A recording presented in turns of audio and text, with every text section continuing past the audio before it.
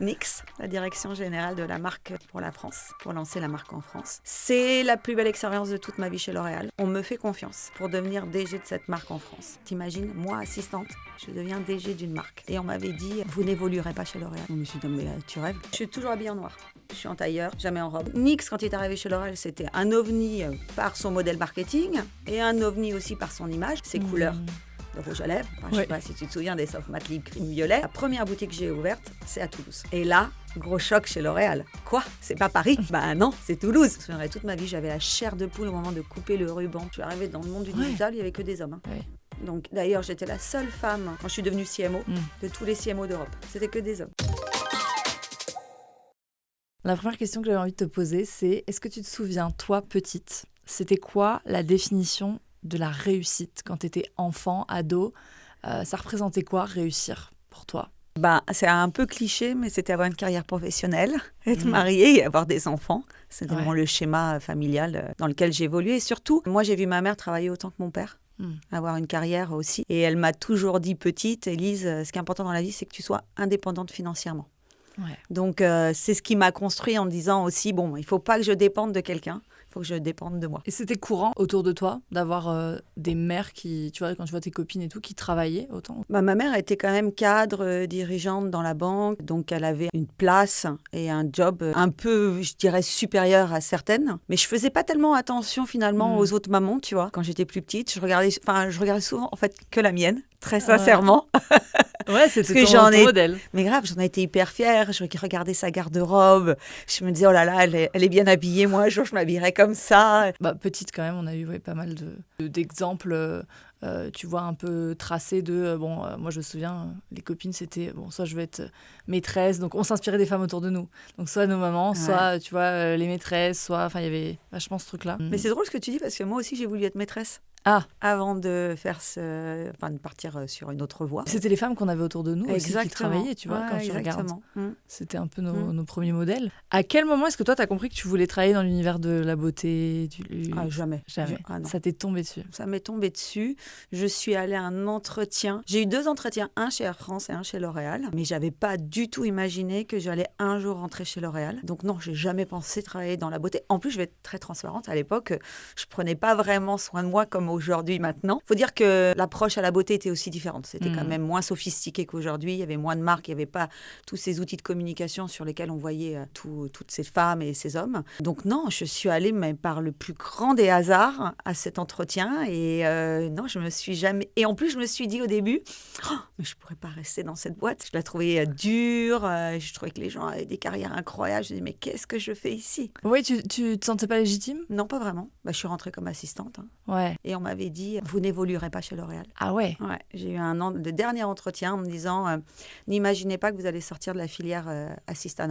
Vous resterez assistante toute votre vie chez L'Oréal. Et ça t'a donné envie de te dire, attends, moi j'ai envie de te montrer que c'est possible de faire autrement? Ou ça t'a un peu mis un petit coup en mode, peut-être que c'est comme ça et que... Ah non, pas du tout. Je me suis dit, mais tu rêves? Non, mais je ne resterai pas assistante parce qu'en fait, finalement, c'est même pas ce que j'imaginais comme job pour moi.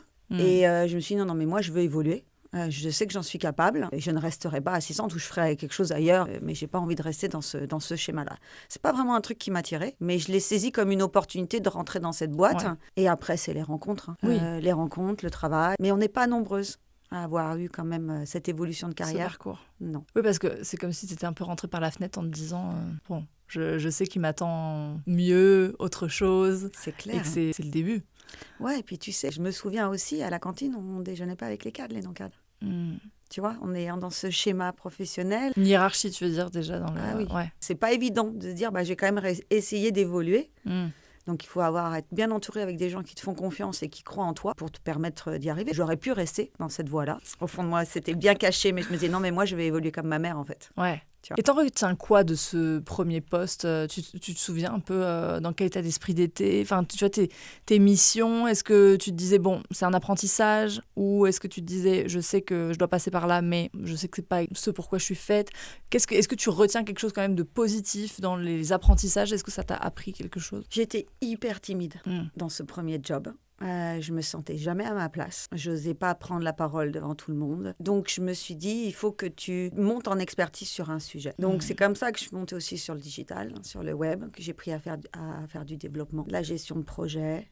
Tu vois, c'était une manière de montrer ma valeur par la réalisation de mon travail et pas nécessairement par mon éloquence, ma capacité à avoir vraiment une place au milieu de tous ces cadres. Vraiment, je l'ai ressenti comme ça. Donc, je me suis forcée aussi à me développer là-dessus. Et je me souviens que j'ai un patron qui a très vite cru en moi, qui m'a fait présenter un jour devant un comité de direction RH de L'Oréal, avec des patrons qui étaient là depuis 20 ans. Je pense que ça a été la chose la plus difficile de toute ma vie que j'ai pu faire. Franchement, cette prise de parole, de présentation de projet. Parce que j'étais très intimidée. Je me disais, mais je ne suis pas à ma place. Est-ce que je vais réussir à parler ? Est-ce qu'ils vont sentir mon stress ? Et là, à la fin de la réunion, il est venu me voir en me disant, Élise, maîtrise parfaite du verbe. Voilà, j'ai gagné mon droit d'évoluer chez L'Oréal. C'est ce moment-là qui a changé dans ma tête, où je me suis dit, bon, allez, tu as passé cette étape-là, donc maintenant tu es légitime pour, et continue. C'est incroyable ce que tu dis, c'est hyper intéressant, parce que je pense que tu parles de quelque chose qui, pour moi, est fondamental. C'est que souvent, quand on a des difficultés dans la vie, même quand on entreprend, quand on est dans une boîte, ou qu'on a des perspectives, une ambition, etc., on va se concentrer sur nos faiblesses, nos lacunes, en disant, ah là là, mais je suis pas assez bonne là, je suis pas assez bonne là. Et toi, tu as pris le contre-pied en te disant, si je mets suffisamment en avant quelque chose que je travaille, auquel je m'intéresse, pour lequel j'ai de la curiosité, donc à l'époque, le web, j'imagine que c'était quand même assez niche, enfin, on commençait à en parler, mais voilà, c'était les débuts. Et tu t'es dit, et ça peut être ma carte de visite pour dire, en fait, je suis capable d'aller au-delà de ce pourquoi on m'a assigné au départ. Mon grand-père, il me disait toujours ça, il me disait, mais en fait, mets tellement en avant tes forces, tes qualités, ce pourquoi t'es doué, qu'en fait, tout ce qui est un peu moins bien, tes faiblesses, seront cachées derrière, quoi. Ose te nicher aussi sur quelque chose. Et je pense que c'est intéressant de se dire que parfois, on n'a pas besoin d'être bonne partout pour commencer. Exactement.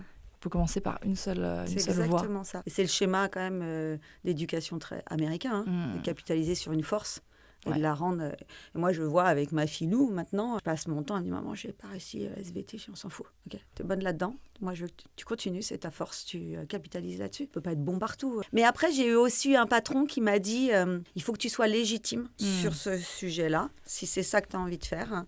Et il faut que tu comprennes comment ça fonctionne. Parce que quand tu vas être face à des agences ou des personnes extérieures, il va falloir que tu parles le même langage et qu'ils t'écoutent aussi, tu vois. Et je me souviens que du coup, je me suis encore plus développée à l'époque, c'était le développement de sites web, etc., la gestion des bases de données, les requêtes SQL, tu vois un peu. Ouais, j'ai pris des bouquins. Et je me suis dit, tu sais quoi, en fait, ça va me donner une assurance aussi.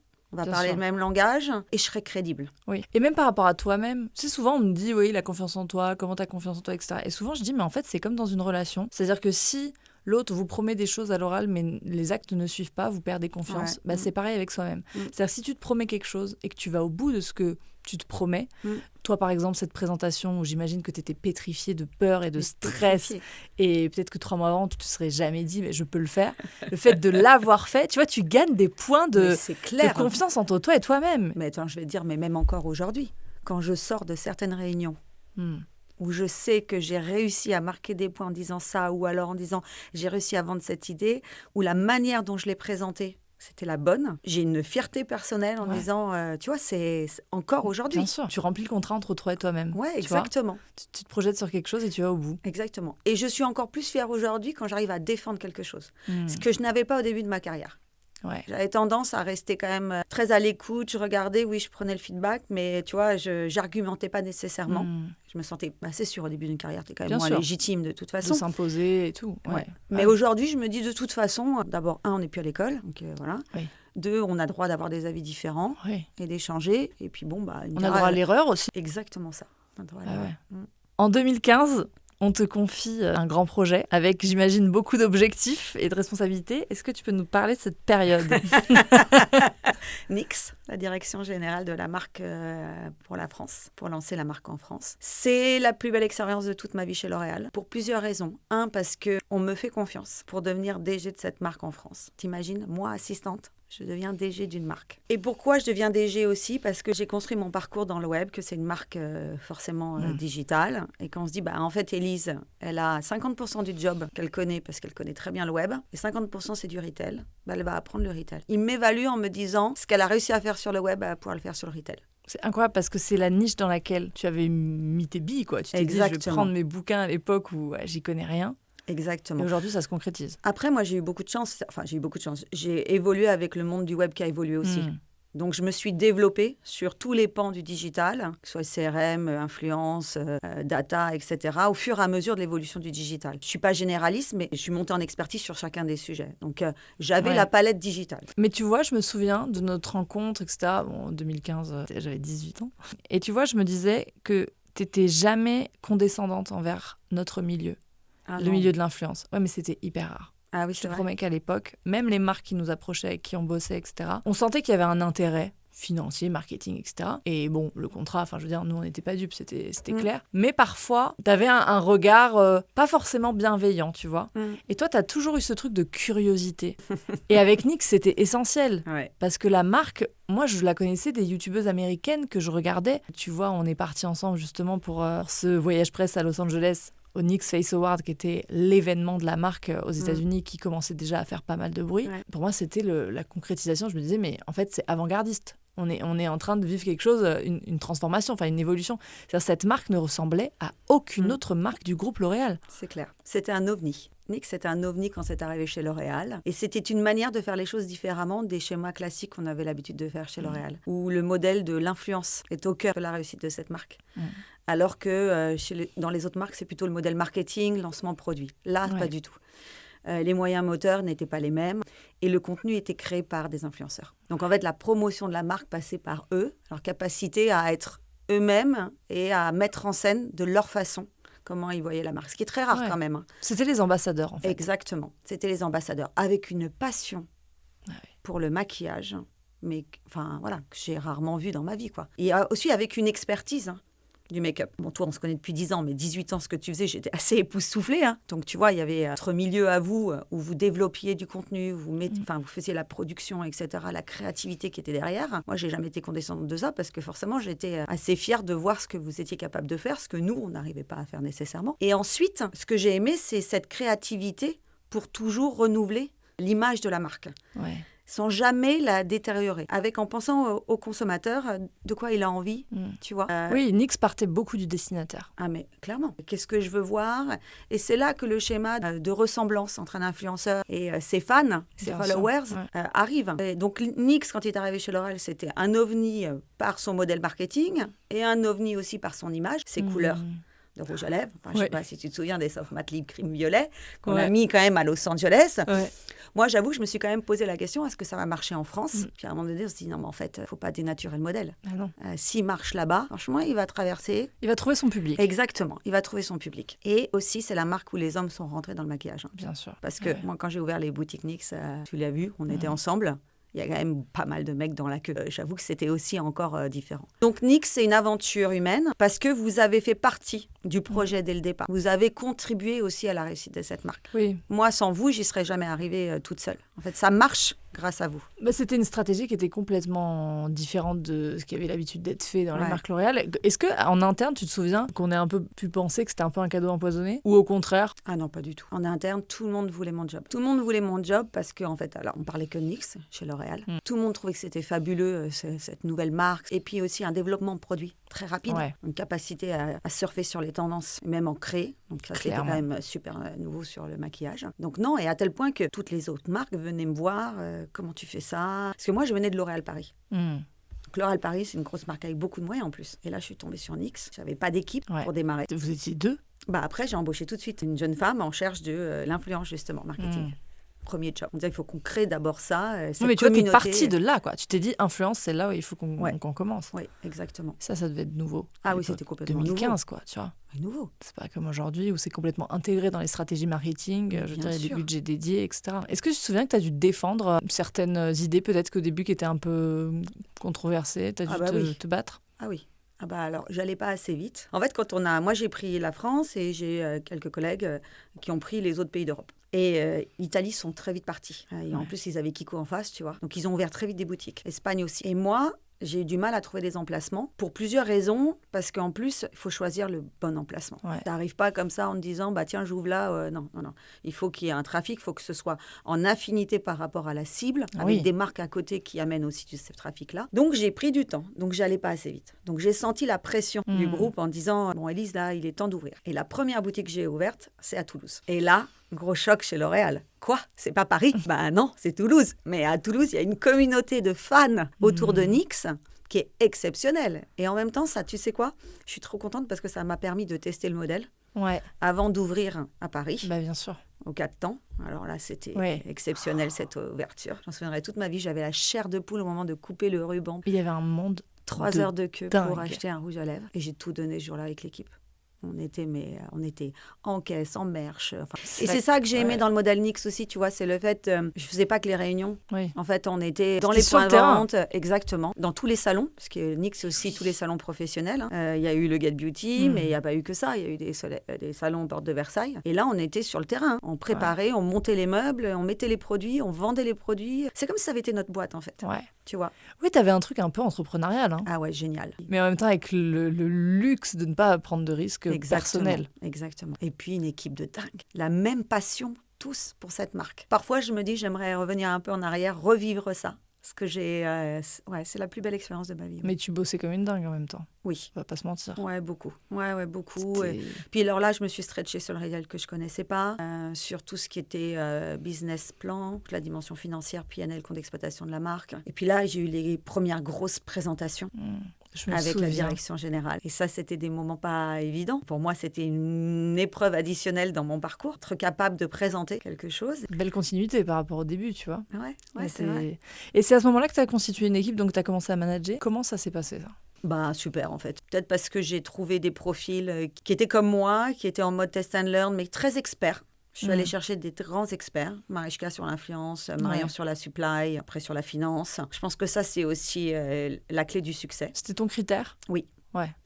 Parce qu'en fait, moi, je ne suis pas directrice financière, je ne suis pas directrice de la com, je ne suis pas directrice supply. Donc, à un moment donné, tu dois t'accompagner des meilleurs pour pouvoir justement leur donner toute l'autonomie nécessaire à monter en compétences, à se développer et aussi à réussir. Ça, c'est hyper important pour moi. Et donc, jamais les brider. Et donc ça, cette recherche d'une équipe courte, mais efficace, un noyau dur, avec des profils différents, tu vois. D'abord l'influence, qui est le premier job. Ensuite, la supply. Tu me dirais, pourquoi la supply ? Parce qu'on montait le e-commerce, on ouvrait les boutiques. Si tu n'as pas de supply, tu peux rien faire. Le DAF. Ensuite, je suis partie sur la retail education. C'est quand tu as une équipe terrain, il faut les former constamment, tu vois. Donc, c'était aussi un peu nouveau. Et je pense que comme c'était un peu différent de L'Oréal habituel, il y avait une capacité à dire, OK, on lui fait confiance, c'est vrai que c'est un modèle un peu différent. On t'a laissé carte blanche ? Ouais, là-dessus, oui. Ouais. Ça, c'est énorme. Parce que là, pour le coup, c'est un vrai job d'entrepreneuse, quoi. C'est-à-dire que tu constitues ton équipe. Exactement. Et c'est la base, quand même. Oui, c'est la base. Et en termes de soft skills, tu vois, en termes d'état d'esprit, tu recherchais quoi comme type de personne ? Moi, c'est l'entretien, en fait. Premier entretien que j'ai. Si je sens tout de suite l'affinité, en fait. Capacité à se dire les choses très simplement, à pas en faire trop, être dans la discussion, être à l'écoute. Donc, c'est beaucoup au feeling que je ressens le truc, indépendamment de l'expertise qui est là, parce que bon, voilà, après tu peux vendre tout ce que tu veux aussi. Et puis, cette envie, tu vois, de faire partie de l'aventure. Et je me souviens, l'entretien avec Marichka, dans nos tout petits bureaux, j'ai un coup de cœur pour cette nana. Mais vraiment, en disant, mais c'est vraiment elle que je veux. J'aime la manière dont elle raconte les choses. J'aime la manière dont elle parle déjà de la marque sans parler d'elle. Marion, c'était pareil. Il y a une certaine humilité, tu vois. On sait que c'est les très bons qui gèrent leur job et pourtant, ils ne sont pas là en train de se... Ils se mettent au service de la marque. Exactement. Quoi. Et j'ai senti qu'on était une équipe, en fait. Ouais, mais ça, c'était incroyable même de l'extérieur. Tu vois, tu l'as ressenti ? Ah oui, vous étiez un duo... moi, j'avais l'impression que ça faisait 20 ans que vous bossiez ensemble, quoi. Ouais. Il y avait une forme de fluidité et de simplicité. Je crois que tu as dit le mot. Je n'ai pas connu tout le monde, mais j'ai l'impression de te retrouver un peu dans chacune des personnes, tu vois. J'ai l'impression que ça résonnait. Mais je pense que c'est hyper important, en fait, parce que tu as l'expertise, ça, c'est indéniable, mais quelque part, bon, tu peux toujours monter en compétences, mais quand même, dans l'état d'esprit, tu as quand même quelque chose au départ, quoi. Et je trouve que si tu n'as pas, au départ, justement, cette simplicité, cette transparence, cette facilité de communication dans des marques comme ça qui vont très vite, c'est aller hyper vite. Après, tu sais, Léa, je pense qu'il y a un truc que tu dis qui est très juste, c'est que je pense que je suis plus ouverte à la capacité de quelqu'un de se développer que d'autres managers. Peut-être parce que je suis passée par là. Ben oui, bien sûr. Et souvent, quand on me dit non, mais elle n'a pas d'expérience là-dedans, en fait, c'est quoi ? On va déjà voir déjà ce qu'elle a envie, comment elle bosse, ou il. Moi, je suis plus ouverte au pas de côté. Parce que je pense qu'en plus, le pas de côté, il y a une espèce d'angoisse à l'idée de se dire est-ce que je vais y arriver. Mais il y a souvent aussi une volonté intérieure qui est de se prouver à soi-même qu'on en est capable. Et tu vois, Marichka, Marion, on se voit tout le temps. En fait. On a créé une relation professionnelle, oui, mais vu le temps qu'on passe au taf, puis nous, on partait dans toutes les villes de France, à Los Angeles, on était tout le temps ensemble quand même. Vous avez monté Ouais, c'est devenu une petite famille d'une certaine manière. Le job d'après, quand j'ai été CMO, c'était pareil.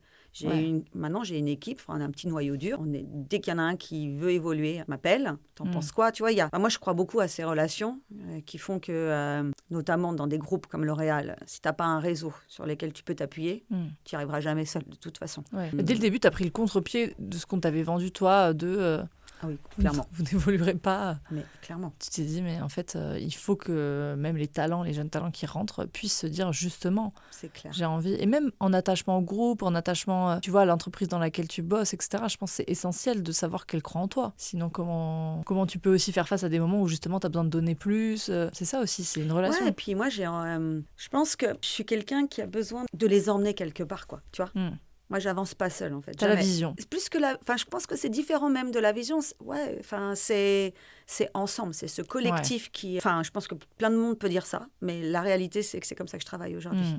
Oui, mais complètement. T'as toujours une place de lead quand même, mais un lead, t'as une autorité naturelle. Oui, ça c'est sûr, on me le dit souvent, que j'ai une autorité naturelle. Oui, mais tu vois, tu peux être dans l'autoritarisme, mais c'est important. Et puis je veux dire, pour moi, j'imagine même en tant que femme dans des groupes comme ça, t'as besoin de poser un cadre, même pour te faire respecter. Oui, c'est sûr.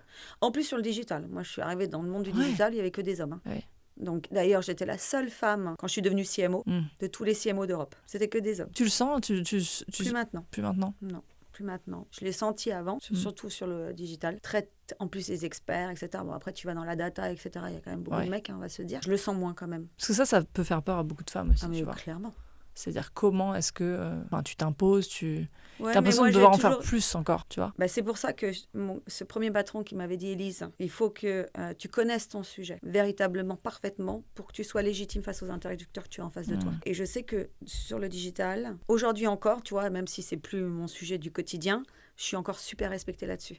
En interne, je sais qu'il y a plein de gens qui connaissent mon parcours. Là, j'ai pris quelqu'un dans l'équipe. Elle dit, tu vas bosser avec... Et on lui a dit, tu vas bosser avec Élise. Elle a quand même été CMO, tu vois. Elle a fait sa carrière dans le digital. J'ai encore, tu vois, ce truc. Et donc, j'ai pas mal de respect. Et avec les équipes IT, énormément aussi. Avec lesquelles je bosse beaucoup. Mais je trouve que ce qui est très inspirant, c'est que pour moi, tu n'as pas un respect par la peur. Tu as un respect par l'engagement, la motivation et justement cette position de tête qui embarque, quoi. Tu vois ? Parce que dans ta position... Tu aurais très bien pu aussi avoir une position juste de hiérarchie, mais pas mettre les mains dans le cambouis, tu vois. Toi, je t'ai vu te retrousser les manches, Ah oui, moi, j'adore ça. Moi, je suis une opérationnelle. Je pense que c'est essentiel, en fait. Ah bah oui. Moi, j'aime comprendre de quoi on parle. Ouais. Tu vois, si tu ouvres une boutique NYX et que tu sais pas comment tu ranges les rouges à lèvres dans le tiroir, en fait, tu n'as rien compris. Parce que en fait, tu comprends pas le job de la beauty advisor et tu vas pas lui donner les clés de réussite non plus. Donc, à un moment donné, il faut être... là encore, légitime et crédible, donc pertinent, donc connaître et se mettre à la place d'eux. Comme se mettre à la place du consommateur, se mettre à la place de tes équipes. Ça, c'est un truc que j'aime beaucoup. Ouais, c'est une forme d'empathie professionnelle. C'est-à-dire de dire, en fait, c'est pas parce que je n'occupe pas ta place au quotidien que je ne dois pas avoir connaissance. Ah non, puis il faut être respecté, en fait. Sinon, tu n'emmènes personne nulle part si tu ne sais pas. Parfois, on entend souvent dire chez L'Oréal, non, mais lui, il est hors sol. C'est vrai. Puis tu montes dans la hiérarchie. Moi, tu es connecté au terrain. Et c'est ça, c'est très tentant, en fait, de te déconnecter du moins glam, tu vois, du côté bien justement... Mais moi, j'aime ça, en fait. Je crois que je suis une nana du terrain. Mais je pense que c'est ce qui, clairement, a fait que NYX... moi, à l'époque, j'étais toute jeunette, tu vois, mais je trouvais ça hyper inspirant. Et ça m'a toujours... je pensais souvent à toi quand je faisais des pop-up, des trucs comme ça, où j'étais avec les équipes, on déchargeait les camions, etc. Non, mais tu vois, et je me disais, en fait, c'est ça aussi. Et c'est ce qui crée, tu vois, dans la sueur et les larmes, mais en fait, c'est ce qui permet de célébrer les réussites... en tant qu'équipe, vraiment. Exactement. Et pas simplement le truc pyramidal de je suis au-dessus et vous...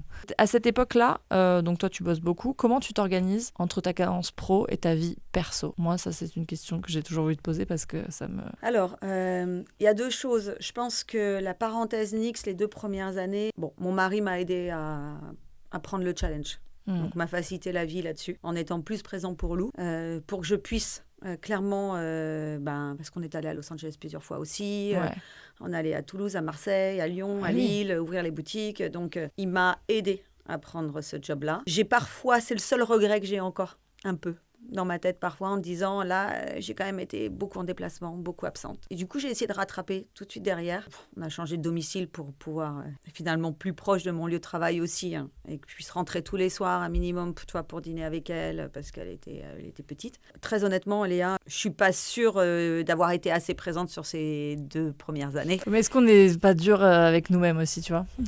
Après, est-ce que si tu as été un mec, peut-être que la question se poserait... Enfin... Après, je pense pas qu'elle m'en veuille. Bah oui. Parce que je revenais toujours avec un ballon, un truc, tu vois, et puis je l'appelais tout le temps. Et vous êtes hyper proches. Enfin, oui, on est très proches. Vous avez une super relation, tu vois. Oui, on a une super relation. Et puis t'as des mères qui sont beaucoup plus présentes, mais qui n'ont pas du tout la relation que vous avez aujourd'hui. Oui, c'est vrai. Est-ce que c'est la présence qui fait le lien En tout cas, moi, quand je suis là, je suis là. Voilà.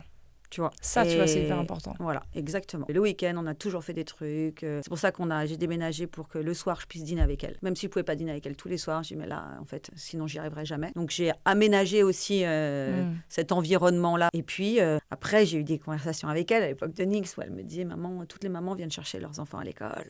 Dit, oui, chérie, moi, je voyage. Mais nous, on a des belles vacances, tu sais. Regarde ce que tu gagnes de l'autre côté. Elle dit, oui, c'est vrai. Donc, après, je me suis dit, tiens, tous les vendredis avant les vacances scolaires, ce sera moi qui vais venir te chercher. Le mercredi, 1 fois par mois, c'est moi qui vais venir te chercher. Donc, tu vois, je me suis... j'ai entendu aussi son message, voilà. Mais quand je suis là, je suis là. Et après, j'organise des trucs tout le temps pour Lou. Mais oui, depuis qu'on se connaît, j'ai toujours... tu t'as toujours parlé de ta fille. T'as toujours été hyper connectée à elle. Tu sais que je me souviens, on était dans un taxi, on allait quelque part. On s'est arrêté, tu m'as dit, attends, on a vu un manteau la dernière fois. Je sais plus chez qui on était, chez Bonton, Bonpoint. Ou, tu me dis, attends, il faut que j'aille le prendre pour Lou et tout. On s'est arrêté, on allait prendre le manteau et tout. Enfin, elle était tout le temps, tu vois, avec toi, dans ta tête. C'est juste que je pense qu'on est très, très exigeante avec nous-mêmes. Tu sais, moi, je voyais mon fils petit, Samuel, il est resté auprès de lui, tu vois, en tant que papa au foyer. Et tu sais, il avait des figurines parents-enfants d'animaux. Et classiquement, on faisait la maman et le bébé et tout. Et lui, il disait le bébé et le papa. Et je disais, elle est où la maman? Elle est au travail. Et il avait 3 ans. Et là, tu sais... Ouais, la boule au ventre, là, non? Ouais, là, j'étais là. La boule au ventre. Ouais. Et en fait, lui, c'était juste sa réalité, tu vois. Il le transposait. Mais il n'était pas en train de me dire au travail, et le bébé est triste, elle s'occupe pas de moi. C'est juste, c'est papa qui est auprès de moi. Donc voilà, c'est ma réalité, tu vois. Mais je comprends ce que tu veux dire. Parce que, au fond de nous, il y a quand même un truc où on se dit, est-ce que je me plante pas, quoi? Est-ce que je fais les bons choix? Est-ce que je prends les bonnes décisions? Est-ce que je fais assez? De toute façon, on se pose toujours des questions. Oui. Hein. Et puis après, on les voit grandir, on se dit, on n'a pas trop merdé quand même. Ouais. Moi, c'est ce que je me dis. Moi, c'est ce que je me dis aussi aujourd'hui. Tu vois? Surtout quand je la vois épanouie, le smile, la pêche. Mais ouais. Et puis surtout la discussion. En fait, voilà. Tous les jours, dès qu'elle sort du lycée, tu vas aller en première quand même, je lui envoie un WhatsApp. Coucou chérie, comment s'est passée ta journée? Ça va? C'est tous les jours, c'est devenu un réflexe. Coucou ma mamounette, ça va? Et c'est pareil. En fait, oui, vous êtes connectés. On est connectés tout le temps. Même si on est loin. Tu vois, ce week-end, on n'était pas ensemble pendant 3 jours, on était une super fête. Oh, maman, tu m'as trop manqué. Oh, toi aussi, chérie, tu m'as manqué. Donc j'en profite tant qu'elle est à la maison parce que. Oui, non, mais tu vois, alors qu'elle est à un âge où elle pourrait justement être en mode grosse crise d'ado, t'en vouloir plus. Pas du donc tout. En fait, pour moi, c'est que les bonnes graines ont été plantées. Et après, je sais qu'elle est fière de mon parcours aussi. Ouais, mais tu vois, comme toi et ta maman, en fait. Ouais, exactement. Un truc de reproduction qui est vachement beau. C'est ça aussi, tu vois, l'inspiration, la présence différemment aussi, je pense. Et le temps, quand je te dis, quand j'étais là, en fait. Ouais, c'est ça. T'étais pas entre j'étais deux, pas sur mon ordinateur, mail ouvert, exactement. Et on faisait des trucs, objectivement, c'était une présence qualitative. Et ça, c'est aussi très important. Et j'ai l'impression que tu l'as vachement valorisée dans ce qu'elle faisait, dans qui elle était aussi. J'ai toujours dit ça, qu'elle était la meilleure, que je l'aime tout le temps. On se dit pas bonne nuit sans se dire qu'on s'aime, quoi. C'est... Donc toutes les mamans qui bossent et qui nous écoutent... En fait, vous êtes assez, tu vois. Non, et puis aussi, je me souviens que j'étais un petit peu dure parfois dans les devoirs, etc. Puis à un moment donné, je me suis dit pareil, non, mais là, tu t'y prends mal, Élise, il faut que tu fasses autrement. Et après, je lui ai donné un cadre. C'est-à-dire, quand elle est rentrée à la 6e, je lui ai dit, voilà, on va t'organiser ton temps de travail, parce que en fait, je vais pas pouvoir être là pour toi. Quand tu rentres du collège, c'est quoi les étapes? Qu'est-ce que tu fais? Par où tu commences? On reverra ça ensemble si tu veux. J'ai essayé de lui donner un cadre de fonctionnement pour qu'elle puisse devenir autonome, en confiance aussi. Ouais, j'ai réussi là-dessus, bravo, génial, t'assures. Dès qu'elle a une épreuve, je lui dis, allez, vas-y, t'es la meilleure. Il n'y a pas de limite, en fait, je lui donne pas de limite. Il ne faut pas qu'elle s'en donne de limite. C'est-à-dire que t'as le cadre et t'es libre à l'intérieur d'évoluer dans le cadre comme tu le souhaites. Et puis, il faut qu'elle se fasse confiance, en fait. Cette jeune génération, elle doute tout le temps. Comme elle est hyper connectée, c'est facile de douter par rapport à un tel qui est comme ça, comme ça, comme ça. Donc, il faut toujours les rassurer, en fait. Oui, c'est clair qu'il y a à la fois des possibilités qui sont infinies et en même temps une comparaison possible permanente sur tout, avec un biais complètement sélectif et subjectif de ce à quoi t'es confronté, tu vois, à travers les réseaux. T'as vraiment, vraiment facilement la croyance qui peut s'installer, qui est de dire l'herbe est plus verte ailleurs, je suis pas assez, un tel. Même moi, dont c'est le métier, ça échappe pas, quoi. Alors, quelqu'un qui est en construction, je pense que ça va amener des rapports différents aussi. Même, tu le vois, dans leur choix de carrière professionnelle, dans leurs aspirations. Donc nous, en tant que maman, on peut juste donner les bases et, tu vois, et se dire... moi, souvent, je prends la métaphore du porte-avions, c'est-à-dire que moi, je suis la base, en fait. Toi, tu peux voler, puis dès que tu as besoin d'essence, tu peux revenir te reposer à la maison. C'est pas mal, tu vois. Et l'autonomie, plus tu grandis, plus tu as de réservoirs. Non, mais c'est vrai. Et qu'on sera toujours la base solide si jamais il se casse une aile. Quand tu es rentrée en tant que jeune femme chez L'Oréal, par rapport à aujourd'hui, tu sens qu'il y a des choses qui n'ont pas changé. C'est-à-dire un peu tes non négociables, tu vois, des valeurs de travail, etc., où tu te dis, peu importe les années, les postes, les responsabilités, il y a des choses sur lesquelles je suis intransigeante, voilà, ça fait partie de mes valeurs fondamentales et je ne changerai pas, peu importe le poste et les responsabilités. Ah oui. Alors, déjà, je suis entière. Donc ça n'a pas changé. Et je le resterai. Je dis ce que je pense. D'ailleurs, sur mon visage, parfois, quand je suis pas contente ou quand je suis contente, ça se voit direct. Ouais, je sais. C'est très expressif. Ouais. Et d'ailleurs, je me souviens à l'école, un prof m'avait dit, Élise, on lit en elle comme dans un livre ouvert. Et je me souviens avoir une conversation avec les RH. Je dis, ça, faudrait que je fasse attention. Je dis, non, Élise. Parce qu'en fait, on sait, du coup, qui tu es. On voit la personne. On voit quand ça te plaît et quand ça te plaît pas. Mais on le voit. Donc en fait, cette authenticité que tu as, c'est ta force. Donc surtout, n'essaye pas de conserver tes émotions pour toi. Donc ça, qui était pour moi un handicap au démarrage, ça l'est plus. Ouais, c'est quelque chose que tu assumes pleinement. Ouais, complètement. Et comment tu as su dire non, par exemple, des fois? Poser des limites, tu vois? Je pense que ça ne s'est pas présenté de cette manière-là. Je pense que j'ai eu des patrons qui m'ont... Non, mais vraiment, moi, je ne me suis pas retrouvée à me dire il faut que je dise non là, ou là, ça va trop loin. Enfin, j'ai eu des super patrons autour de moi. J'ai eu beaucoup d'hommes qui, je pense, aimaient ma personnalité, tu vois, qui trichent pas, qui dit les choses. Pas. Non. Ça, c'est un vrai truc. Je l'ai toujours vu, moi. Tu t'excuses pas d'avoir une opinion, que ce soit parfois à contre-courant. Je me souviens d'une fois, on avait une discussion, tu avais une grosse présentation. Je crois que c'était genre niveau Europe ou monde. Enfin, c'était un truc, c'était même au-delà de la France. Tu me disais, là, c'est un grand moment. Et moi, je me souviens, dans ma tête, je me disais, mais ça me paraît insurmontable, quoi. Et en fait, t'y allais en disant, de toute façon, je peux rien faire d'autre que d'être moi-même. Et si on m'apprécie pas pour ce que je suis, ça sert à rien qu'on continue ensemble, quoi. En fait, on doit me faire confiance pour ce que je défends. Et j'ai l'impression que ça t'a jamais quitté, ça. Non, je suis tout à fait d'accord. Après, tu peux pas plaire à tout le monde. De toute façon, c'est une réalité. Moi, je me suis dit, il y a toujours des gens... Il y en a qui m'ont fait confiance, qui m'ont mis sur à cette responsabilité-là. Parce que, franchement, quand j'ai pris Nix, j'avais mal au bide. Tu m'étonnes. Franchement, les premières... tout à faire. Oui. La première réunion avec les directions sociales, directions juridiques, sur le cadre légal, etc. Je me suis dit, oulala, attends, il faut que j'apprenne tout ça. Et j'ai des experts en face de moi. Donc, franchement, j'ai eu des réunions. Les premières réunions, c'était très difficile. Les réunions où on m'a challengé sur les lieux d'ouverture, t'es sûr que c'est ça? Alors... Comment tu leur montres que tu as raison? Je me souviens même une réunion un jour avec notre président, il y avait tout le banc et l'arrière-banc. Et puis à un moment donné, il dit, mais alors c'est quoi le taux d'effort? Et en fait, le taux d'effort, c'est un KPI qu'on mesure entre le loyer et la masse salariale par rapport à la rentabilité de la marque. Et en fait, tout le monde se regarde. Il n'y a que moi qui ai la réponse, quoi. Et là, je dis, le taux d'effort de la marque, c'est ça. Et il fait, ok, très bien. Et là, tu vois, je me suis dit... J'ai bossé mon sujet. Ouais, les autres me regardent et c'est moi qui ai répondu. Je me suis dit, c'est bon, là, tu maîtrises ton sujet. Ouais. Et en fait, tu vois, j'ai pas mis de limites parce que je pense que naturellement, je suis quelqu'un qui met des limites. En fait, tu vois, j'ai pas eu besoin d'en mettre davantage et je me suis pas retrouvée dans des situations où il fallait que j'en mette particulièrement. Oui, c'était naturel. Ouais, où on me dit là, on m'en a trop demandé, etc. Aujourd'hui, je dis non. Aujourd'hui, par contre, je dis non. Quand on me dit alors là, il faut faire ça, machin, ça. Je dis alors écoute, là, moi, j'en ai trop. Donc, en fait, on va prioriser. Je vais faire ça d'abord, et puis peut-être que je ferai ça après. Là, par contre, maintenant, je le fais. Parce qu'en plus, la différence qu'on a aujourd'hui par rapport à il y a encore 10 ans, c'est que notre écosystème, il évolue. Tellement que, en fait, tu en rajoutes tout le temps. T'es en multitasking. Mais c'est clair. Et puis, ça peut ne jamais s'arrêter. Et ensuite, L'Oréal a fait une chose très, très bien. C'est que L'Oréal a mis des limites aussi dans le fonctionnement de l'entreprise. Il n'y a plus les mails le soir.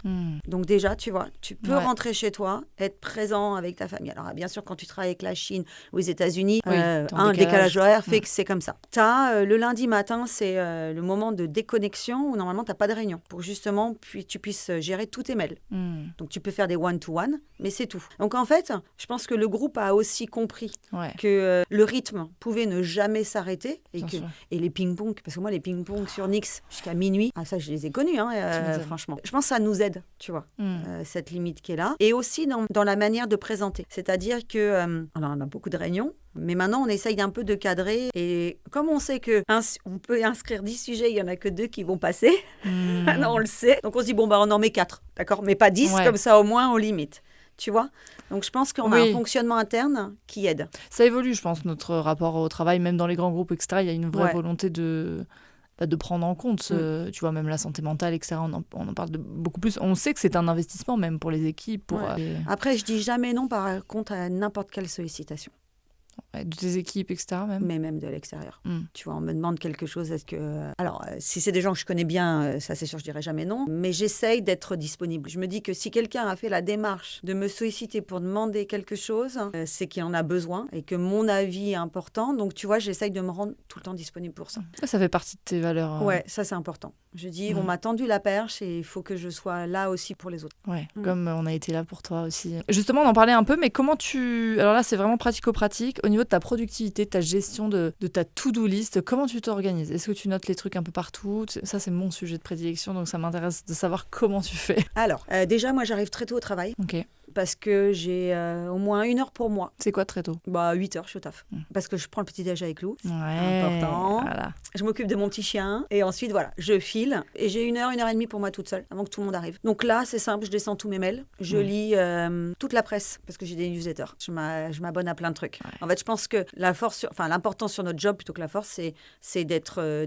Tu disais tout à l'heure, je suis curieuse, mais ça, c'est ma personnalité. C'est que j'ai besoin de lire, de savoir ce qui se passe sur le marché, les nouvelles tendances, même si c'est plus mon métier. Les métiers reviennent, ils changent, tu vois. Ensuite, j'ai un cahier. Papier-crayon ? Ouais, moi, je vis qu'avec mon cahier. Donc, j'ai mon cahier, le début du cahier, c'est vraiment tout le suivi des réunions tous les jours. La fin de mon cahier, c'est des one-to-one ou des ordres du jour d'agenda, tu vois. Donc, je reviens toujours à la fin de mon cahier par rapport au début. Et ensuite, j'ai des fiches Bristol. Ces fiches Bristol-là, c'est mes anti-sèches sur tout. Enfin, c'est surtout sur... Là, je suis chez Carita, donc les performances de la marque, les équipes, les objectifs de chiffres. En plus, on travaille avec les hôtels de luxe, donc comment le groupe Accor est constitué de combien de marques, etc. Donc, j'ai mes fiches Bristol, qui sont mes anti-sèches. J'avais la même chose sur NYX. Sur NYX, ce n'était pas des fiches Bristol, c'était un petit cahier avec toutes les performances dans le centre commercial de toutes les marques et de toute la concurrence. Pour justement être... Oui, parce qu'en fait, le truc chez L'Oréal aussi, c'est qu'on dit souvent que c'est question pour un champion. On me pose plein de questions. Donc, il faut que tu sortes la bonne fiche. Concurrence. Donc, j'ai toutes mes petites fiches. Et tout le monde adore mes fiches. Tout le monde me pique mes fiches ou prend en photo mes fiches. Mais attends, Élise, là, je suis hallucinée que tu prennes tes notes de réunion à l'écrit. Ah bon ? Et pourquoi ? Oui, je pense que je suis encore un vieux dinosaure là-dessus. Ouais. C'est hallucinant. Oui, je sais. Mais j'adore. Je peux comprendre. Donc après, je les écris en mail, mes notes. Et comment tu priorises ce que tu as à faire dans ta journée ? Tu as une to-do list ? C'est dans ta tête ? Non, c'est dans ma tête. Je sais exactement ce que je dois faire pour quand, ce que je dois livrer. Par exemple, je sais que demain, j'ai une très grosse réunion demain matin. Je sais ce que je dois faire cet après-midi et je ne ferai que ça. Donc, je sais que dans 3 jours, j'ai ça. Donc, je sais quand est-ce que je le fais. Ouais, mais c'est une charge mentale de dingue. Ouais, oui, mais je le gère, moi, en fait. Non, mais c'est bien. C'est bien. Moi, et je note incapable. Et je note dans mon calendrier aussi des trucs perso que je dois faire. Oui, tu m'étonnes qu'au bout d'un moment, il faut quand même noter parce que ta tête... Un jour, je vais faire 24 heures dans la tête d'Élise. Non, mais c'est hallucinant. Moi, je note tout. C'est vrai ? Tout. Moi, j'ai un système, et je pense que je te montre mon agenda, tu pleures.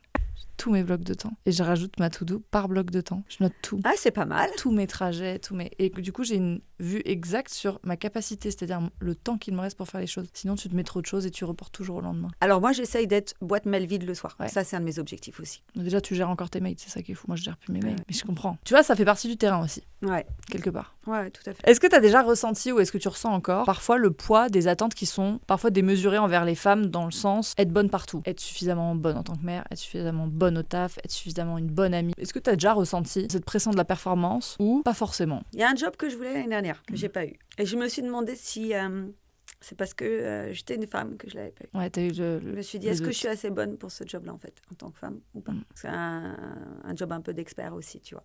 Bon, au final, c'est l'opportunité Carita qui s'est présentée derrière. Elle était parfaite pour moi. Donc, je me dis qu'il n'y a pas de hasard, en fait. Hein. C'est que je ne devais pas l'avoir, ce job-là. Mais là, je me suis challengée en tant que... Enfin, professionnellement, en tant que femme. En tant qu'amie, en tant que femme, je ne me pose pas du tout ces questions-là. Jamais ça traverse mon esprit. Est-ce que je suis assez bonne pour ça? Est-ce que je devrais faire ça? Non. J'essaye d'être disponible pour mes amis comme elles le sont pour moi. Et elles le sont pour moi, en fait. J'ai un noyau dur qui est hyper dur. Voilà, qui est ma base avec ma famille. Ce qui d'ailleurs me pose problème quand mon mari me dit qu'il voudrait aller travailler à l'étranger. Parce que moi, j'ai du mal à me dire... Enfin, ils font partie de ma vie, en fait. C'est ton équilibre. Ouais, exactement. Donc, je me dis pas, est-ce que j'ai été assez généreuse? Est-ce que j'ai assez donné de temps? Non. Ça traverse jamais mon esprit. Professionnellement, ça peut arriver, ça c'est certain. Mais maintenant, j'ai 50 ans, tu vois. Oui. Donc, je pense que j'ai aussi un peu passé un cap. Bien sûr. Par rapport à ça. Une forme de légitimité. Mais tu vois, c'est ça qui est fou quand même. C'est que toutes les femmes que j'ai eu l'occasion de recevoir dans ce podcast, et même celles avec qui je discute en off, il y a quand même ce truc de on doit en faire beaucoup. C'est-à-dire on doit être vraiment bonne un peu partout. Il y a ce truc-là de, quand même, je me pose des questions. C'est-à-dire, tu vois, même si ça t'a traversé l'esprit pendant cet entretien de dire « Ah, peut-être que je ne l'ai pas eu parce que... » je pense qu'à capacité égale, un mec n'aura pas ces questions-là. Pas parce que c'est une mauvaise personne, etc., mais plus parce qu'on n'a pas grandi avec les mêmes exemples. On doit quand même en faire... Bon, ça a été prouvé, mais vachement plus, quoi. On doit quand même se montrer solide, oui. Tu vois. Alors, je suis tout à fait d'accord avec toi, mais je pense que moi, je suis rentrée assistante. Aujourd'hui, je suis DGA d'une marque. En fait, j'ai plus rien à prouver, quoi. Non, mais t'as été solide pendant toutes ces années. Voilà, ce parcours-là, je l'imaginais même pas, en fait. C'est au-delà de ce que j'imaginais comme évolution.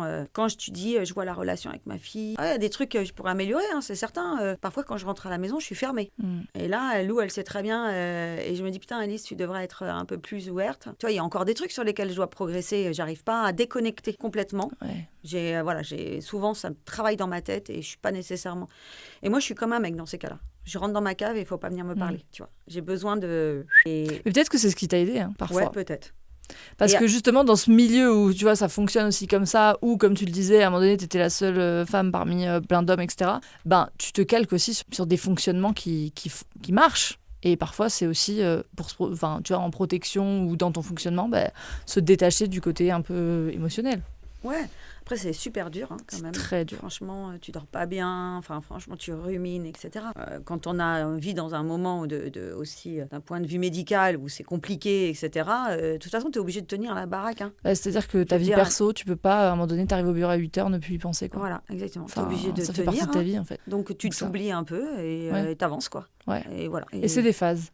Et c'est des phases, exactement. Ça je tiens à le dire parce que tout passe, tu vois. Tu peux avoir des moments où tu as la tête dans le guidon, ou perso, pro, voilà. Et puis, tu auras une phase plus douce qui t'attend si tu te l'autorises aussi.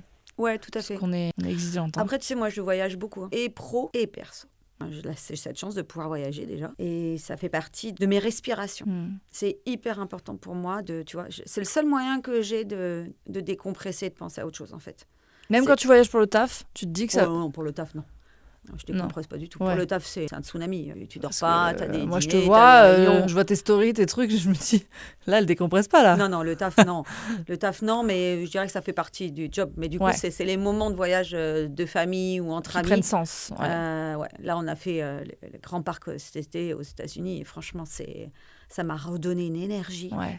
C'est ce dont j'avais besoin, en fait. Et dans ces moments-là, tu arrives à couper. C'est-à-dire t'es full famille. Ah oui, mais alors là, je t'assure, d'ailleurs, c'est la première année de ma vie où je coupe autant. Mais peut-être parce que c'était le lieu et le fait qu'on était sur la route tous les jours, qu'on faisait des trucs. Tu vois, on était très occupés. Hein. Oui, mais aussi, comme tu dis, t'as eu 50 ans, tu vois, t'as plus les mêmes choses à prouver. Exactement. Enfin, tu vois. Enfin, pour les jeunes auditrices, tu vois, qui nous écoutent, c'est aussi se dire, en fait, avec le temps, la relation que tu as avec toi-même, la confiance, etc., elle se construit de façon à ce que tu sois plus en permanence en train de prouver ou de... T'es suffisamment à l'aise aussi pour dire il y a un temps pour tout et le fait que tu aies réussi à couper n'entachera en rien la performance tu vois, qui va suivre. Au contraire. Ouais. Et assumer ces prises de position aussi qui sont nécessaires, quoi. Ouais, non, mais c'est très juste. Je pense que c'est la maturité. Ouais. Non, mais c'est vrai. Non, La mais c'est maturité, vrai. complètement. Non, et puis tu sais, quand tu as des soucis perso, de santé, etc., tu remets l'église au milieu du village. Hein. Oui. Le boulot, il est hyper important dans ces phases-là parce que ça te permet de penser à autre chose et d'avancer. Mais pour autant, tu te dis que l'essentiel, il n'est pas là. Mais c'est très ambivalent. Parce que moi, l'année dernière, j'ai eu un gros moment personnel très, très dur au moment où on me donnait mon job Carita. Et là, j'ai été tiraillée entre ma fille et ses soucis, mon job qui devait être... Enfin, tu vois, je devais me partir avec joie vers cette nouvelle aventure. Je me dis, mais comment tu peux gérer ces deux sentiments ambivalents à ce moment-là ? Et ça a été très, très compliqué, quoi. Et non, l'essentiel, il est là, en fait. En plus, mon mari est intervenu en disant, écoute, moi, je suis là aussi pour toi. Ouais. Donc, je fonctionne... Enfin, tu vois, ça marche aussi grâce à ça. Bah, vous êtes une équipe. Ouais, on est une complètement. Équipe. C'est exactement ça. Autant, tu vois, quand il y a une X et qu'il a fallu faire des choix, autant dans la vie perso. Et avec Carita, qui est un tout nouveau bébé, quoi. Qui n'est pas le même que celui de Nix, mais qui, j'imagine, te demande aussi... beaucoup d'énergie. Ouais. De faire appel à tout ce que tu as accumulé aussi en termes de connaissances et d'expérience. Surtout qu'à la différence de Nix, on l'a lancée, la Carita, tu vois. Elle est là, elle existe, il faut la relancer autrement, mais elle fait partie du patrimoine français quand même. Avec un tout autre public. Ah ouais, avec un tout autre public. Donc c'est un autre challenge. Je trouve ça intéressant. Enfin, c'est quand même une chance qu'on a de pouvoir passer d'une marque à une autre aussi différente dans ce groupe quand même. Bien sûr. Imagine. Bah oui. Et j'ai l'impression que cette curiosité, ce challenge, c'est tellement important pour toi et c'est ce que te permet le groupe aussi. Oui, exactement. Tu vois, de cultiver ça, quoi. S'il y a plus cet intérêt, cette petite... Et puis ce challenge aussi de se dire, c'est pas évident. Là, tu vois, tu me dis, on a envie... voilà, Carita, moi, je connais la marque depuis des années, etc. Je suis peut-être pas la première cible, mais je sais que potentiellement, c'est une marque dans quelques années qui sera tout à fait dans les marques que je pourrais consommer, etc. Et je me dis, tiens... J'ai hâte de voir l'évolution, le parcours. Enfin, tu vois, autant que Nix, à 2 niveaux différents, je me dis, je suis curieuse de voir comment ça va se passer, tu vois. Moi aussi. Je suis curieuse. Non, mais c'est vrai. J'aimerais bien me dire 10 ans plus tard, bah tiens, on se reparle dans 10 ans. Bah ouais. Et on verra ce que c'est devenu. Mais t'arrives à toujours y croire, toi. C'est ça qui est... Ah ouais, mais moi, je crois que je suis passionnée par ce que je fais de toute façon. Donc, puis j'adore l'idée qu'on me fasse confiance sur quelque chose et leur prouver qu'ils n'ont pas eu tort de me nommer sur ce job-là, en fait. Tu vois. Et c'est étonnant parce que quand on m'a confié Carita, enfin la DGA de Carita en juillet de l'année dernière, c'est la première fois où je me suis sentie en capacité de prendre le job sans me dire il me manque un bagage. Et en fait, tout ce que j'ai construit m'a amenée à là. Et franchement, je me suis sentie bien pour ça, tu vois, parce que les jobs d'avant, c'est putain, j'ai pas fait ça. Et là, je me suis dit non, en fait, mon parcours m'a amené là. Là, j'ai toutes mes petites fiches Bristol. Ouais, là, j'ai toutes mes petites fiches Bristol. Dans la mallette. Non, mais c'est vrai. Et en plus, tu rigoles, mais je suis allée rechercher des anciens cahiers. Non, mais ça, c'est excellent, par contre. C'est ton bagage, quoi. Dans tous les sens du terme, c'est ton bagage. Ah ouais, je garde tout. Aujourd'hui, c'est quoi la définition de la réussite pour toi ? Alors, qu'est-ce que ça veut dire réussir ? Comment tu te dis j'ai réussi ma vie ? Là où j'ai réussi, il y a 2 choses. Ma fille, c'est ma réussite.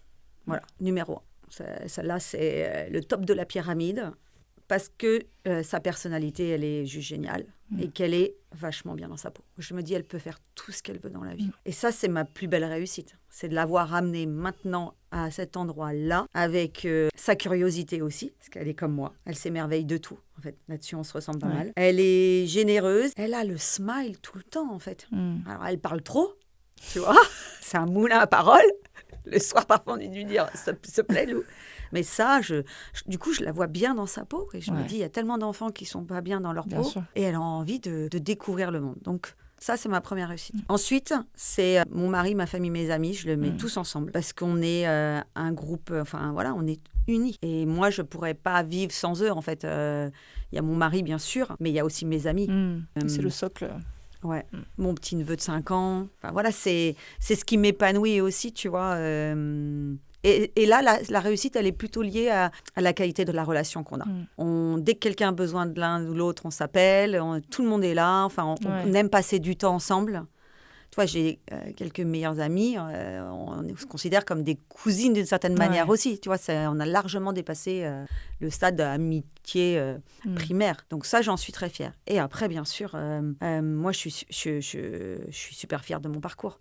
Donc, j'imaginais pas d'assistante à finir comme ça. Bon, j'ai pas fini ma carrière, mais je suis plutôt vers la fin que vers le début. Et je suis fière de ma résilience.